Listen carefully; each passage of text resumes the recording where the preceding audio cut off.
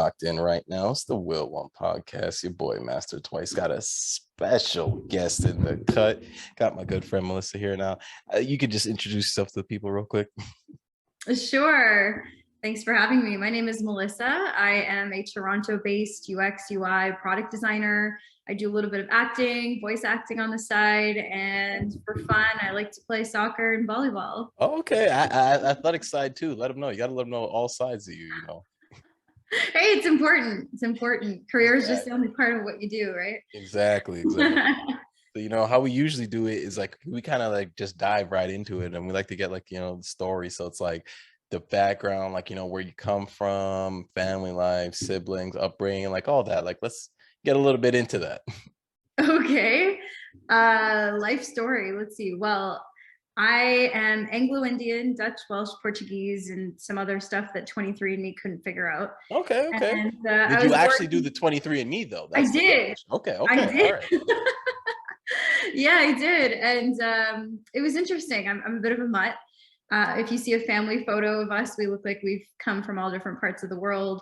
I visibly look more Indian, but I have family members who have light colored hair, green and blue eyes, and very fair skin. So it's funny. kind of cool. It's kind of funny because like most people who like look like they're from like Southern Asia, they could have that exact like kind of family tree, but people wouldn't really know because it's like you go like 2 generations back, there's probably like some white people in your family and they're like, what? How does that work? Yeah, it's so true.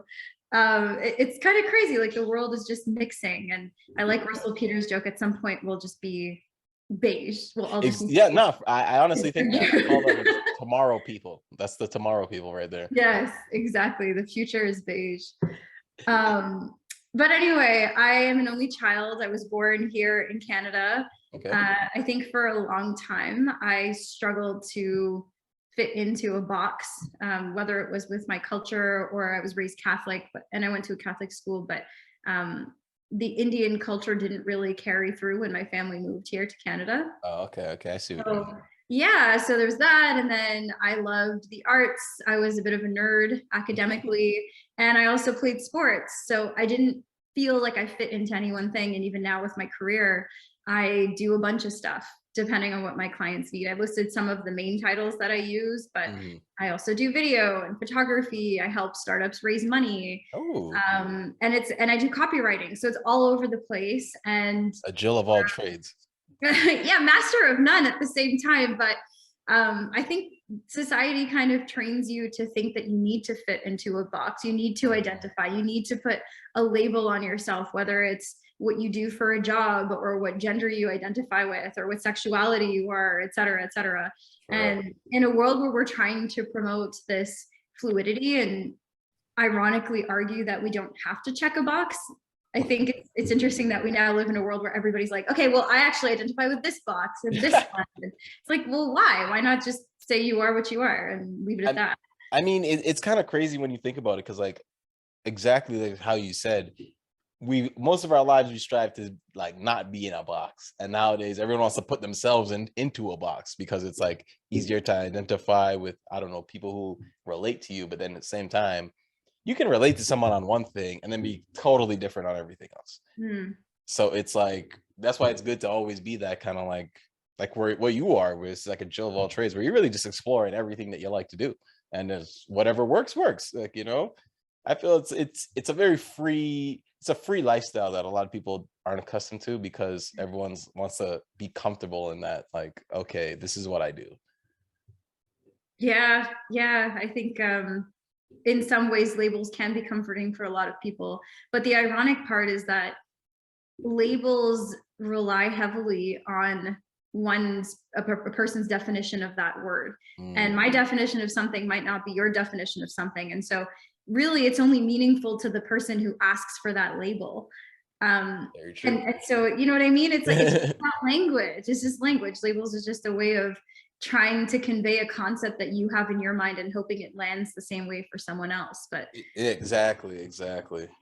I love the way you hit that on the head, because I feel like that's like a topic that we don't really touch on as much. So like, it's great to actually have that. So like I kind of want to get into a little bit too, like what were some of the hobbies that you got a little bit into, like some of the hobbies that you did growing up, but like Tell me more about being like, you know, the hobbies that you had growing up and like that combination of being kind of like a nerdy kid, but then an athlete at the same time. Yeah, okay. So I was a little bit of a tomboy as a kid. Okay. I most of my friends were boys. I loved to play sports with them. I never understood why I would want to play house. It's like I'm gonna be an adult one day. I don't want to pretend to have a baby and push around a stroller. Like, why? That doesn't make any sense to me. No, why? But that said, I also did dance. I was in tap, jazz, ballet, hip Yeah, that's hop. amazing. Yeah, my parents put me in like piano, a bunch of other random sort of one-off things that I dabbled in and didn't really pursue. But yeah, I loved Pokemon, Inuyasha, Yu-Gi-Oh. I had all those trading cards. And that's what I would do during my recess, like play with those kids. It was I'm not fun. gonna lie, Pokemon and Yokio and Yu-Gi-Oh was like my shit growing up. Like those were Oh, my so thing. good. My poor parents must have spent the equivalent of a down payment on the amount of cards they bought. Okay, I'm Those cards exaggerating. could add up real fast. Yeah. Good times though, good times. Exactly. So I like that kind of stuff. And, you know, I am still from an Indian household. So getting good grades was very important. And at the same time, I think I was a little harder on myself than my parents actually were. I always had this association in my head that if I wanted to be worth or valuable, if I wanted to be worth anything, I had to perform. And that translated to my career, it translated to my academics, it translated to me being this like all around overachiever. You know, the end result was obviously beneficial to myself, but it wasn't necessarily coming from a good place. I think as a kid, it was an attempt to get external validation and fit in and have, in the form of achievements, a way to say that I'm worth something to the world. And yeah, I would say that as a kid, like I was pretty much a social butterfly because I didn't really fit in. So I would kind of go to these different groups. I would, you know, sing, dance, act with one group. I would play sports with the other. And then I would go to the library and study for others for hours with others and join the debate team. And it was bizarre. I don't know. I just, All over like we said, Jill of all trades. We were talking about it earlier. But like one thing I want to like talk about, like you kind of touched on right there, is just like how with the cultural like influences where it's like you felt like you needed to overly perform to feel validation instead of like kind of like feeling it with from within. Like I kind of like talk about that a little bit more. Sure. So I played soccer my whole life, really, since I was 4, Okay. and I played competitively. And I think there's something to it when you practice as an athlete, where you're committed and you go 5 times a week, sometimes Mhm. 7 days a week, and That is you have to have a certain level of like rigid discipline. yeah. And it's hard, and you have to be hard on yourself if you don't. Forget about having a good game. If you screw up one shot or one pass or you make a mistake, not only are you upset with yourself, but everybody around you is upset. And so I think what I developed for myself was this idea that if I mess up, I am I am a mess up. And I didn't know how to distinguish between making a mistake and being a mistake, Ah, you know? And so that's where it came from. Was I felt like, okay, if I can get all of these external validating factors to say, look, I'm top of my grade, or I won this award, or I made this piece of art that's hanging in a gallery, I don't know, random stuff like that, right? something. Then I would have that validation, and I would say, well, I can't be a mistake because Look look at at all the this. things. Yeah, look at all Mhm. these things. And I had like tangible things in the world to be able to point to, which I now obviously at my age recognize. But in hindsight, like I can see that. But back then, that was just normal for me. I feel like especially as like children and when people don't like distinguish to us the difference between like making a mistake, which we all need to do to learn, and Mhm. then like be feeling like a mistake at all times. It's like since some of us don't learn that, and it's kind of hard for people to even teach kids that in general, because it's like how do you even have the conversation? Like how do you know that they need that kind of talk? But then at the same time, it's like we all kind of need that, because I feel like there's always a time where every single one of us has felt like I'm a complete fuck up and I don't even know how I'm doing this. Mm. But at the same time, you need to remember like we can all get through it. Like, it just takes time, work, effort, but we can all make it better. And I feel like it sucks that sometimes we got to learn those lessons when we're a lot older, but there's still lessons to be learned regardless. Yeah, well said. I totally agree. And it's interesting too. I don't feel like there is one clear path that people are supposed to follow, Mhm. right? And we tend to base our success off of comparison to other people who are doing the thing that we kind of want to do. Mhm. And sometimes having a role model is good, but I think a lot of people forget that certain individuals had a different starting point that we didn't. Yeah. And that makes it so tough, because then you feel like, well, why am I, just as an example, I have a friend who's trying to make it as a rapper, and he was comparing himself to Drake. Mhm. And he's like, Drake started from the bottom, now he's here. And I'm like, no, he actually started with a lot of wealth, Yeah. and he had a lot I of mean, opportunities that the average person wouldn't have. So it's like, yeah, he's doing amazing, and that's great, like speaks to his merit, but it also speaks to where he started from, yeah. you Yeah, know? it's kind of funny because like an uncle of mine, like we're not actually related, but like uncle same way, and like he was like he's been a prop guy for a while, so like he worked on the grassy, so like he Mm, like was around Drake and stuff like that, and like it was the fact that like he kind of took all that money that he get made from like acting and put it into music. So it's like, as much as like, yeah, he's not starting from the bottom, it's like you gotta realize like he spent all that money that he worked on and then put it right into something that had at the beginning no return.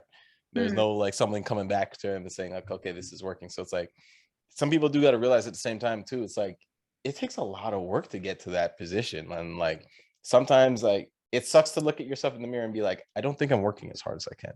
mm, Because mhm. like, I've even had to do that with myself with like this whole podcasting thing and everything else. So it's like it's hard things to do, but sometimes you just gotta realize that I gotta put in the extra and maybe I'm just not Drake. And there's nothing wrong with that. Like you can still Yeah. make a living without being Drake. Yes, exactly. Exactly. But one thing I did want to get into, because we kind of talked about, since we talked about all your passions as a kid, like what are some of those passions that have still stuck to this day? Yeah, great question. I mean, most of them, to be perfectly honest. Uh, Most of them, like I still play soccer more for fun now. I kind of had to give up some scholarship opportunities because I had a bad knee injury, Ooh, but I still play for fun recreationally, co-ed once a week. okay, that's Um, amazing. yeah, volleyball I play once a week as well. I used to love doing art and illustration, and now I kind of get paid for it, and I do it as Ooh. a fun thing, painting every now and then. Hey, there's nothing wrong with getting paid for something you do for fun. Yeah, exactly. I mean, when possible. Exactly. Uh, what else? Let's see. I haven't had too much time these days, but I still have video games, and I still will play them every now and then. I put God knows how many hours into playing them as a kid. Top 5 favorite video games of all time. Okay. Top all time. Okay. Have you ever played Batten Kaitos? I have not. I have not. You're gonna put me on some games Heard right of here. this? Yeah, nobody's heard of this game, and it's a JRPG. It's for Nintendo GameCube. Okay, okay. The Lost Oceans is like my all-time favorite game, and no one's heard of it. And it's just so good. It was like pre-Mass Effect, where you actually get to influence the outcome of the game. Ooh, one of the first games to start doing that. I love that. Yeah, I love yeah. that. And I mean, it was for the GameCube, but it was just such a solid game with so many pivots, and the graphics were fantastic for the It time. seems like you like an all around like story. The story's great. The gameplay is good. Everyone I'm watching, the graphics is all amazing. Like you need the ambiance. Yeah, like it's healthy escapism, you know? Very It's true. like, Very true. Very true. I know a lot of parents sometimes worry about their children playing video games, but in my opinion, it's amazing for problem solving, for team building, for time management, for resource allocation. Like I think I learned a lot of my entrepreneurial skills from video games. No It's word of a kind of lie. funny because I saw something recently where it said people who play video games actually are better at making like split second decisions because when you play a video game, that's literally what you're doing all the time. It's like, oh, something's over there. I got to make it like you just got to think of something on the fly. So it's like kind of crazy how for so many years and like I felt like decades, people are making it seem like this is destroying your brain when actually it helps. It helps your brain. Absolutely. I totally believe that study. It's so true. It's like you're training a muscle in your brain to be reactive and Exactly. proactive because you can anticipate things more quickly. It makes you very sharp. Okay, back to answering your question, like top five. So Bat and Kaitos. All right, that's one. Okay, Paper Mario. Okay, yeah, I remember that one. I remember that one. So good, like Thousand Year Door. I mean, there were a few. I played all of them. I literally bought the Wii so I could play the one game that came out. You were not playing at all. You're like, nah, Paper Mario's coming out again. I need Yeah, exactly. I'm like, I am about to invest $300 in this. Done. No questions asked. This one's old school, but for Nintendo GameCube, I loved Pokemon Snap. Oh, okay. I never got into the GameCube Pokemon, but the Game Boy Pokemons I was on. You know what I'm saying? I never got to play those. That was the one that I never had Game Boy or Game Boy. I had Game Boy Advance, but not Game Boy Color. I know I missed out. I feel like I need to redo my childhood. You might have to just buy a Game Boy nowadays. And there goes all my productivity for the next 3 years. For real. But I think that would have been amazing. Eternal Sonata, I really liked that for Xbox 360. Okay. It's a game that works in Chopin's like piano pieces and the graphics, and it's just really pretty. It's probably the girliest game on my list.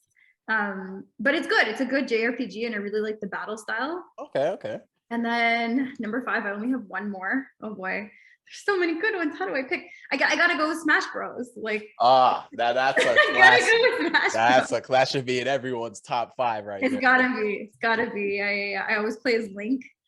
I was more of I did love Link. I love Fox though, and Falcon.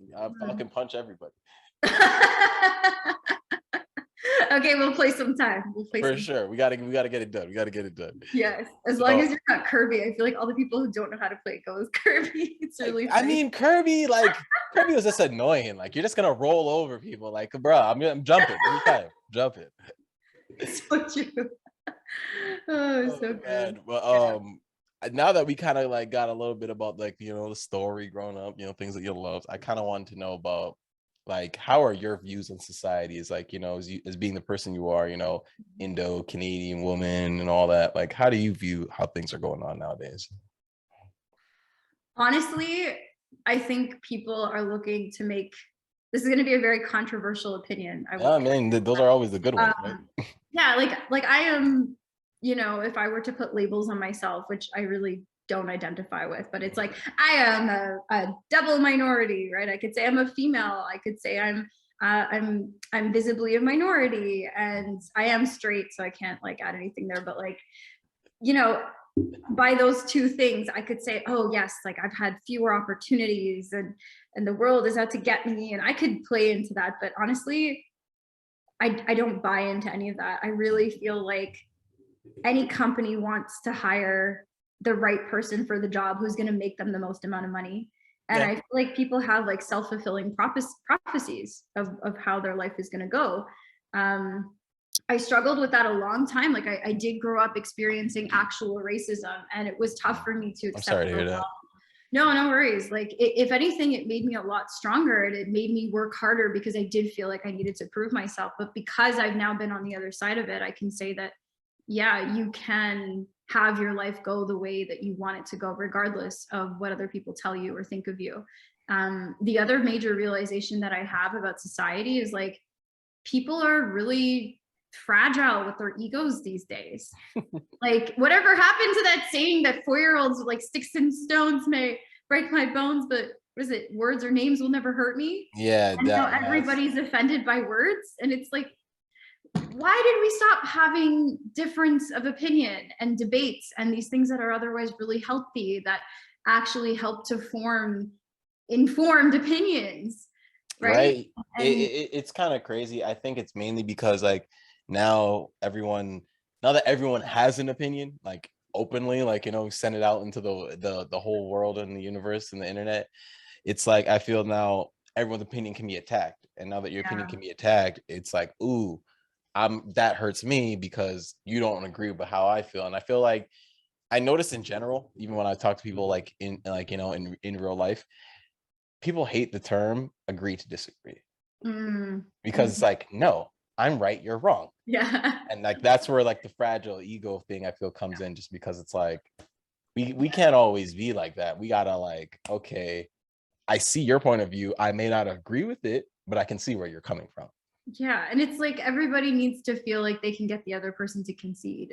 And why? Like the world would be a boring place if Right. everybody had the same opinions and the same views. It's just like everybody can't have the same occupation, because then how would the world function, right? Like you need people to think differently. You need people to have opinions that are different than you. I just don't understand why all of a sudden we live in a world where we need to pick a side.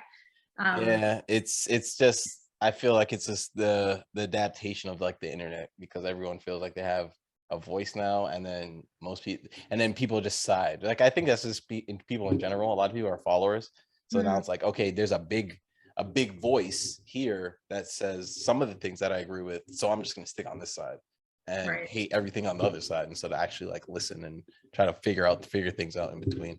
Yeah, or even critically think and formulate your own opinions. Right.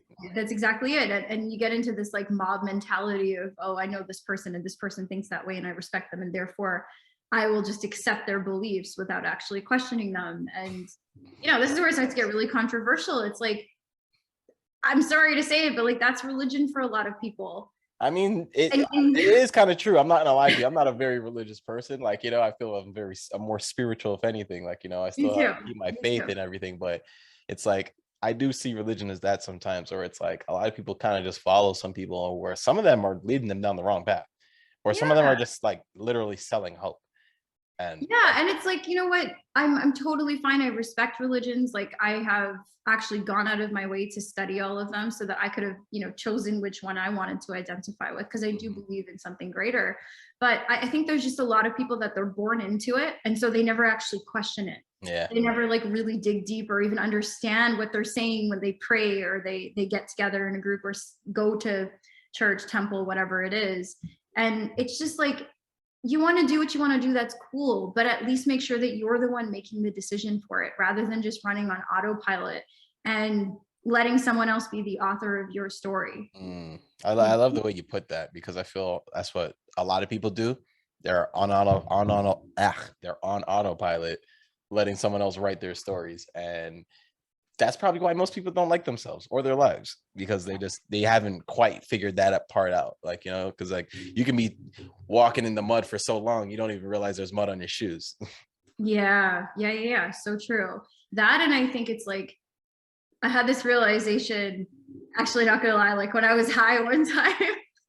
I don't normally have edibles, but every now and then, like once every several months, and I'm sitting there with Gotta my indulge. notebook. Why not? It's legal now.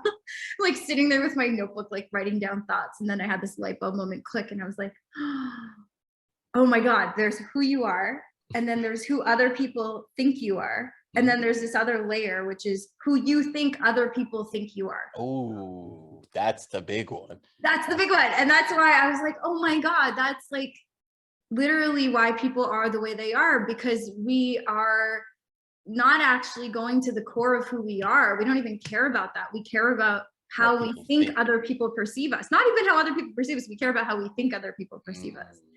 And that's how people self-identify. And that's why things like labels matter. And that's why people get offended, and why we can't have Blowing my mind right here. This is the serious pass the blunt moment where it's like you just passed it to me and I'm like, whoa, like my head is gone right now. Yeah, have what I'm having. Do it. But it's so true. It's like, holy shit, that is really how people tend to see themselves, is through the eye of what they think others are viewing them as. And because of that, people live lives trying to allow themselves to project something to the world. Meanwhile, imposter syndrome is a thing, because they're not actually authentic with who they are at their core. They're trying to create this costume that they hope will resonate with people, whether it's through labels or other versions of words, or their career, or what they buy, or how they present themselves, or even sometimes the friends that they have and the people that they surround themselves with, is because they're trying to get other people to think about them in a certain way. And that's what I think of society. I think society is society is society. Like, that's the only word I can use, because once again, if I put a label on it, might not be the It's same one of thing. those things. Like exactly.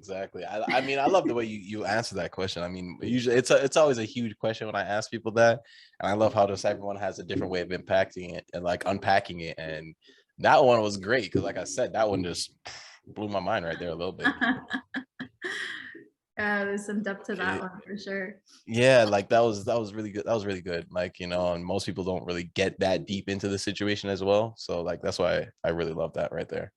All right. Now, a big thing on the show for me, and one of the main reasons why I started this whole thing is like just mental health in general. And so a question I love to ask like every one of my guests is like, what was the situation where you first kind of like had to check your own mental health and be like, whoa, this is like a serious situation for me right now, and like it's bigger than you expected, and it's taking a toll on you. Yeah, the first or the heaviest? I guess whichever you feel comfortable letting go, Okay. I would say that they all kind of stemmed from the same root cause, which is I realized that I could never stay happy for too long Mm.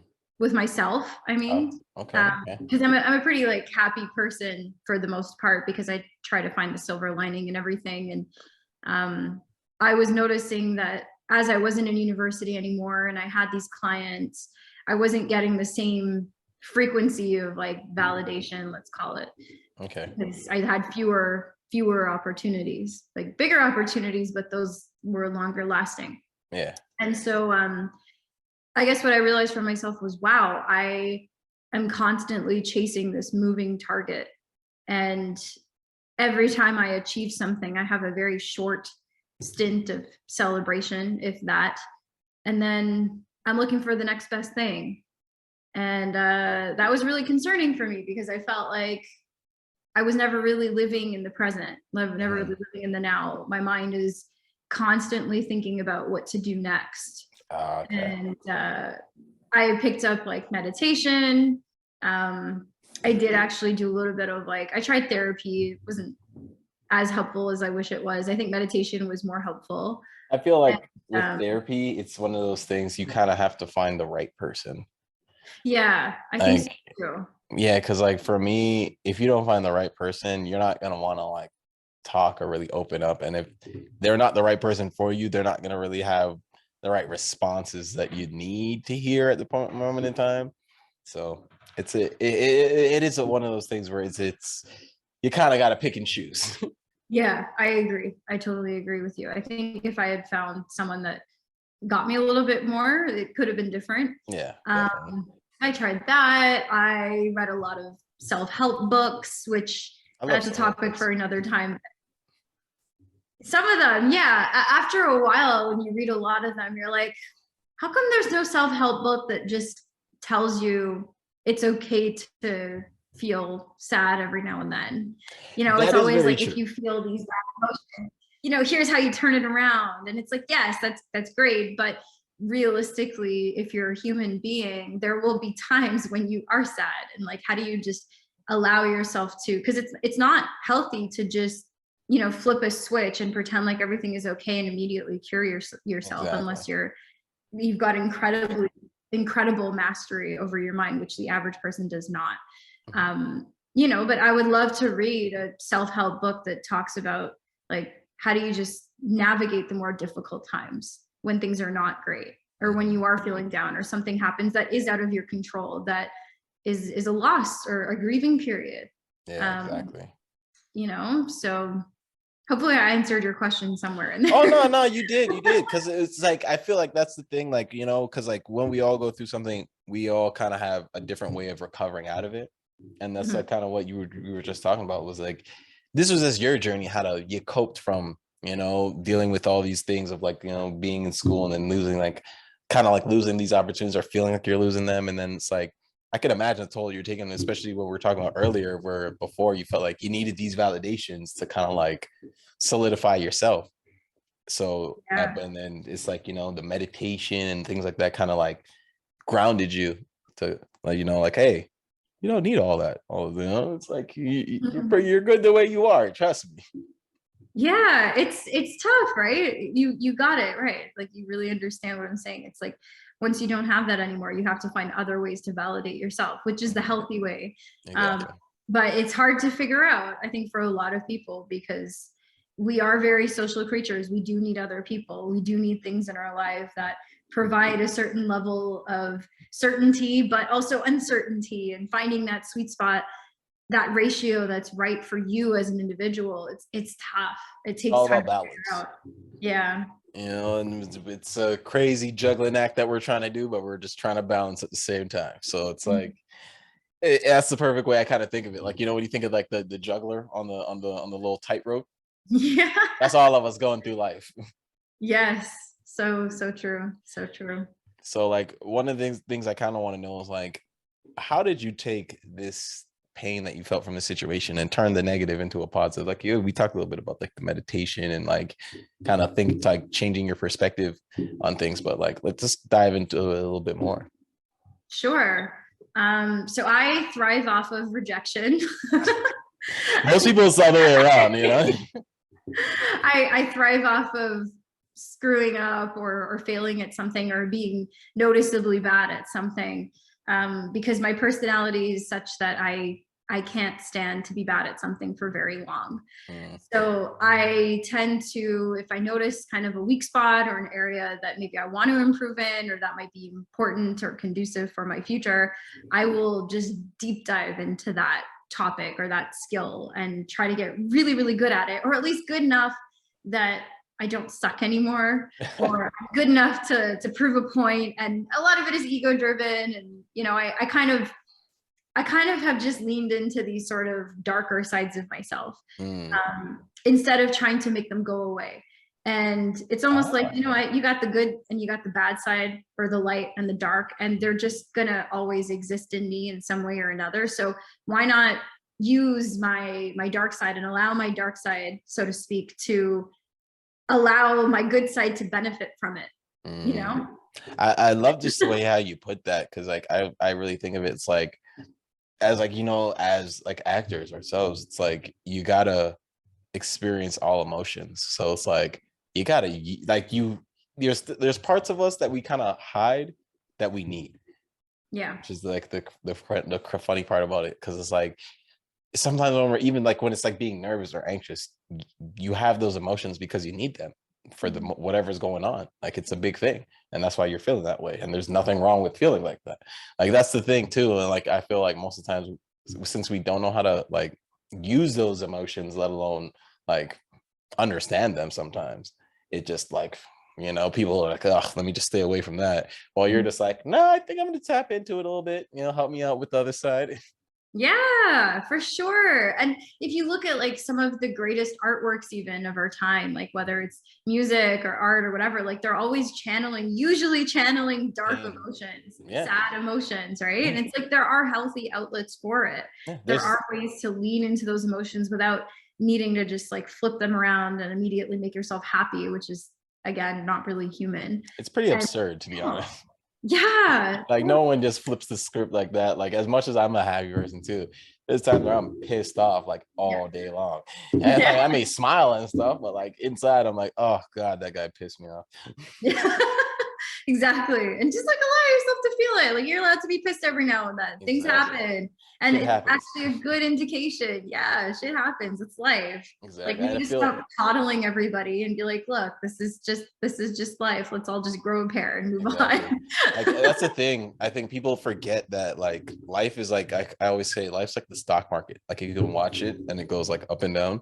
That's literally life. Like, you know, you might have it up for a long time, and then there's gonna be a period, you're gonna go down a little bit. Yeah.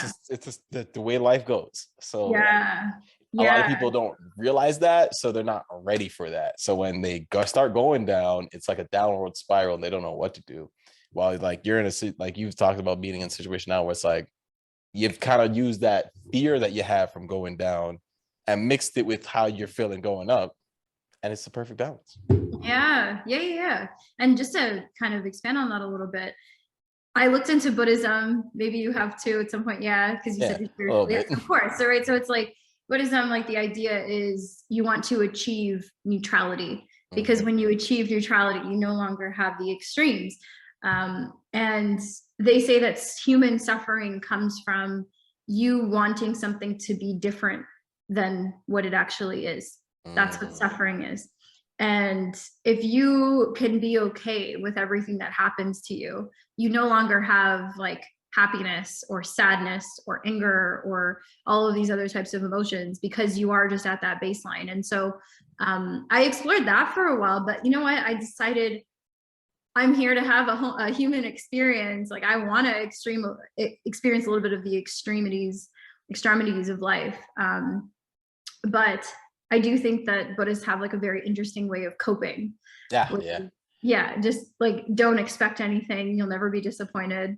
You know, don't. I mean, go a certain way. It's true in a sense, because like, yeah, if you don't expect anything, you're never disappointed. But then, like you said, I need that human experience. Like I need to feel disappointed sometimes. I need to be like, so because when I'm disappointed in this other thing over here is gonna make me like so happy and excited that I kind of forget how disappointed I was. I feel like that's the balance right there of the extremities, is that you can feel so much of one low, but the other of the high is so great that it just works out like that. And I know you gotta run. So one thing that we gotta ask before we get out of here is, what does the future hold for you? What's coming up? Let the people know. Plug yourself in. What does the future hold? Well, I am not entirely sure. I think it would be foolish to say that I am, but what I would like to see happen for my future in the next few years is I would like to grow my own little design studio. Okay. I'd like to book a few more commercials and maybe my first TV speaking role. That would be kind of cool. Yeah, I think you need that. That's a long time coming. You know? I think so too. That would be fun. I've got some family goals as well. I'd love to potentially get married, settle down, maybe start a family, not, you know, tomorrow or anything like that, but soon. In the near future. In the near future. While my ovaries are not shriveled up, preferably.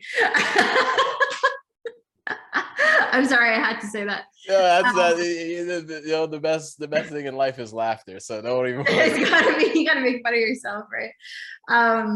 I would also love to keep doing some travel.